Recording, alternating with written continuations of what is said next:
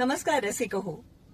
तुम्हाला प्रश्न पडला असेल, आज कुठल्या बागेमध्ये नाही बसल्या आहेत या, किंवा कुठल्या निसर्गरम्य ठिकाणी, आणि हे काय आहे?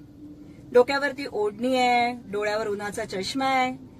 आपल्याला नेपथ्य आणि वेशभूषा पाहिली की नाटक कोणत्या काळातलं आहे, कोणत्या स्थळीचा अंदाज येतो की नाही?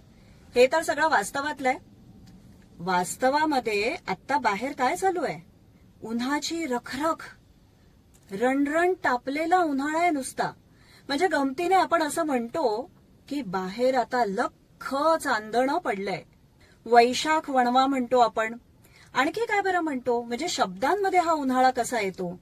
आपण असंही म्हणतो, उन्हाच्या नुसत्या लाह्या तडतडतायत.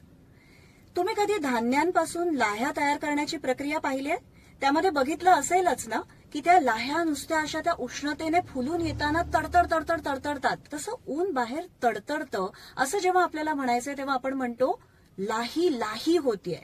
असा अजून एक शब्द आहे बघा, अंगाची काहिली काहिली होतीये. काहिली हा शब्द कुठून आलाय गंमत माहितीये? ऊसाची शेती असते आणि अनेकदा त्या शेतांमध्येच गुऱ्हाळ सुद्धा लावलेलं असतं. त्या ऊसाचा रस जो आहे तो खूप मोठ्या कढयांमध्ये तिथे तापत ठेवलेला असतो आणि त्या रसापासून तिथे गूळ तयार करण्याची प्रक्रिया सुरू असते. आता हा रस जेव्हा आटत जातो ना, तेव्हा तो आटताना नुसता खदखदत असतो. ते जे मोठं भांड आहे, ती जी मोठी कढई आहे ज्याच्यामध्ये हा रस असा खदखदत असतो आणि ज्याच्यापासून गूळ तयार होतो, त्या भांड्याचं नाव आहे काहिल किंवा काईल. आणि या शब्दापासून हा वाक्प्रयोग तयार झालेला आहे की अंगाची काहिली होतीये. तेव्हा आजची ही सगळी वेशभूषा, आजचं हे सगळं नेपथ्य हे यासाठी की खरोखरच बाहेर नारायणराव सुर्वे तापलेत.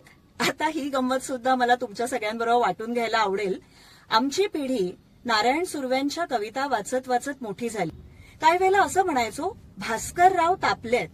भास्करराव अर्थातच भास्कर रामचंद्र तांबे, भारा तांबे, त्या नावातून. कारण या सगळ्यांची जवळीक वाटायची, त्यामुळे अशा पोट्या केल्या जायच्या.